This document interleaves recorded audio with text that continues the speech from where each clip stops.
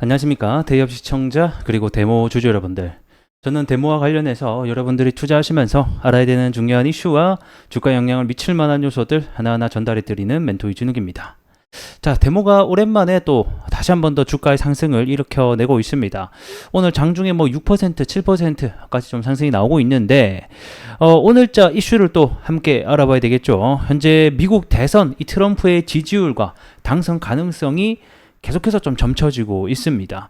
여기에 좀 우리가 집중을 할 필요가 있는데 왜 그런지 잠시 뒤에 좀 알아보도록 하겠고요. 자, 우크라이나 대통령인 젤렌스키가 이제 휴전에 대해서 언급을 하면서 이 종전에 대한 계획을 하고 있다는 소식까지 들려오고 있습니다. 그래서 이에 관련된 이슈, 그 다음 기술적으로 들어가서 이 매집봉 회수 언제쯤 할까 이런 부분들도 오늘 좀 하나하나 파헤쳐보는 시간들 가져보도록 하겠습니다.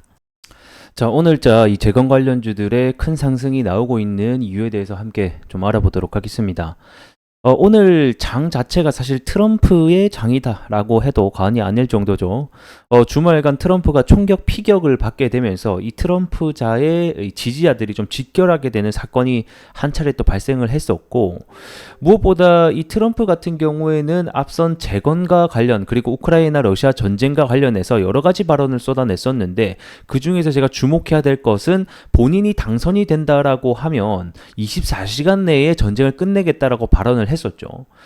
그리고 그렇게 발언을 한 만큼 그만큼 이 재건주에게는 이 트럼프의 당선이 호재일 수도 있고 정책 관련주로 엮일 수도 있다라고 제가 한 차례 언급을 또 드린 바가 있습니다. 그래서 오늘은 이와 관련된 이야기가 잘 정리되어 있는 또 뉴스가 있어서 함께 이야기들을 또 나눠보도록 하겠습니다. 자, 젤렌스키가 푸틴에게 손 내민 이후 트럼프 재선 대비를 시작했다라는 아주 긍정적인 뉴스가 발생을 했습니다. 자, 내용을 보게 되면 자, 우크라이나 지원에 줄곧 반대해온 이 도널드 트럼프 미국 전 대통령이 이 재선 가능성이 제기가 되면서 우크라이나 정부가 크게 긴장을 하고 있다라는 뉴스입니다. 자, 미국 대선 전에 아무래도 이 푸틴과 그 다음에 이 젤렌스키가 정상회담을 추진하려는 계획까지 세우며, 요거는 제가 처음 드리는 내용은 아니죠. 앞선에 한 차례 미국 대선 전에 이 젤렌스키가 처음으로 손을 내밀었다라고 한 차례 또 선을 설명을 드린 바가 있습니다. 그래서 그 해당 내용이 똑같이 좀 실렸다라고 보시면 될 것 같고요. 자, 그래서 자, 우크라이나 정부가 이제 미국 대선이 11월에 있잖아요. 그래서 이 11월 전에 2차 평화 회의를 개최를 계획하고 있고, 이때 평화 회의 때 뭘 하겠다? 이 정상회담, 직접적인 푸틴과 협상 테이블이 열릴 수 있는 거를 계획을 하고 있다라고 얘기를 하고 있습니다. 그래서 아무래도 트럼프 재선 가능성이 높아진 이후에 우크라이나 정부가 긴박감을 보여주는 것이다 라고 얘기를 하고 있습니다. 아무래도 트럼프가 선거 유세 후에도 자, 내가 당선이 되면 1월 취임 전에 우크라이나 전쟁을 끝낼 수 있다라고 공언한 바가 있죠.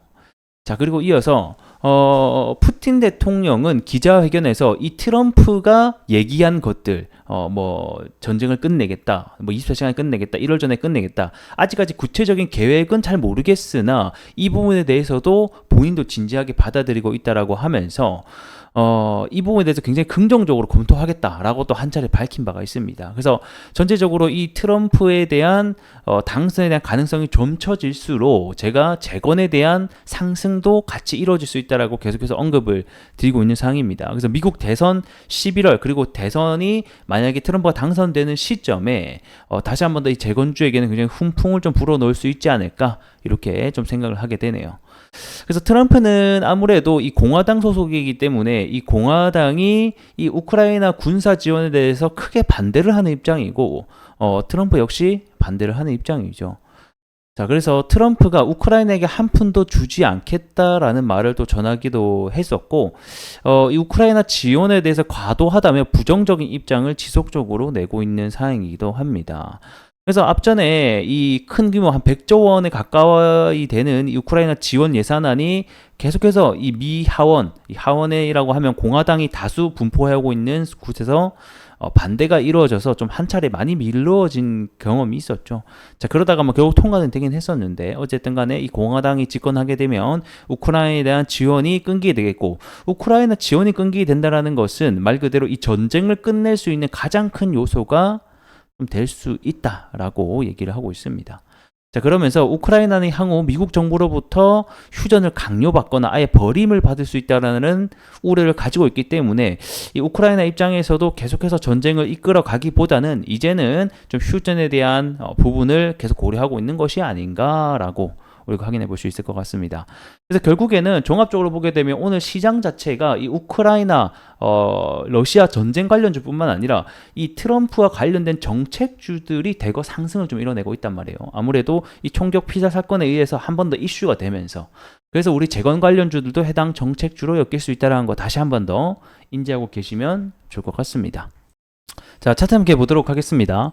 자, 오늘 이게 이제 형광색선이 121선 장기평선인데 해당 구간을 지속적으로 뚫지 못했다가 오늘 다시 한 번 더 좀 뚫기 위한 노력을 하고 있습니다. 그래서 중요한 건 뭐냐면 요거를 뚫는 게 중요한 게 아니라 뚫고 나서 여기 구간을 안착을 해주는 건가, 그리고 재상승이 나와야지 이 추세를 되돌릴 수 있는, 그러니까 상승 추세로 갈 수 있는 길이다 라고 보시면 될 것 같아요. 자, 앞전에도 뚫긴 했는데 안착을 못하죠. 안착을 못하니까 다시 하락. 앞전에도 뚫긴 했으나 안착을 못하니까 다시 하락. 이번에도 뚫지 못하고 다시 하락한다면 이 과거와 같은 패턴을 보여줄 것이고요. 그게 아니라 여기서 안착을 해서 되돌아 나간다라고 하면 앞전과 좀 다른 흐름이 나올 수도 있다라는 점 알고 계시면 좋을 것 같습니다. 자, 그리고 오늘 시장 상황을 전체적으로 본다라고 하면 아무래도 좀 트럼프의 날이다 라고 봐도 될 정도로 이 트럼프 관련주들, 정책주들이 활발하게 움직이고 있습니다. 이 그 중에 하나가 바로 이 재건주가 될 것 같은데 오늘은 SG가 좀 대장 역할을 해주고 있습니다. 이 아스콘 관련주이기도 하죠. SG 같은 경우에는 우크라이나 재건 도로 복구하는데 관련주 기업이기도 합니다. 근데 또 테마주의 특징이라는 게 특징 중에 하나가 어제는 뭐 너가 대장이지만 오늘도 내가 대장할 수 있는 거거든요. SY 스틸텍이 대표적인 얘다라고 볼 수 있을 것 같은데 SY 스틸텍이 오늘 25% 장중에 얘가 대장이었고 얼마 전에 상한가를 가게 되면서 또 얘가 대장이었단 말이에요. 근데 오늘은 또 SG가 대장을 하는 거 보면 언제든지 테마의 순환 매가 일어날 수 있다. 이 말인즉슨 데모도 오늘은 후발주자지만 다음에는 대장 역할을 할 수 있다라고 좀 생각을 하시면 좋을 것 같습니다. 자, 오늘은 여기서 마무리를 해보도록 하겠고요. 저는 또 다음 영상에서 더 나은 내용으로 인사드릴 수 있도록 하겠습니다. 고맙습니다.